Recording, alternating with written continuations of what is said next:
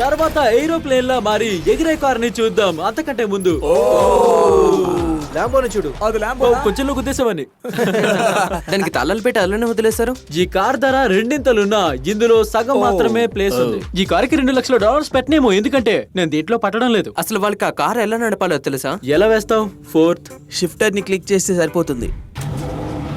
సరే, ఇప్పుడు మేము రోడ్డు మీద ఉన్నాం. ఓ ఆ సౌండ్!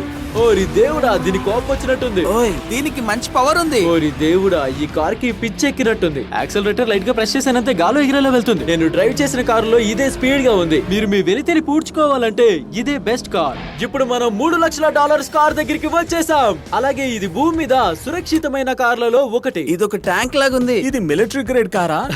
అవును, ఇది చాలా ఎత్తుగా ఉంది. అంటే నువ్వు ఇప్పటి వరకు ల్యాంబోర్గినీలో ఉన్నావు కదా. నిజమైన దృక్పథం. చూద్దాం ఈ కార్ ఎందుకింత సురక్షితమైందో. ముందుగా ఈ కార్ కిటికీలు బుల్లెట్ ప్రూఫ్ అద్దంతో ఉన్నాయి. అవి చాలా మందంగా ఉన్నాయి. అలాగే ఇది ఎక్స్ప్లోజివ్ ప్రూఫ్ ఆర్మర్ తో కవర్ అయ్యింది. దాన్ని మనం తర్వాత టెస్ట్ చేద్దాం. కాల్ ఆ బటన్ ని ప్రెస్ చేయాలనుందా? అవును.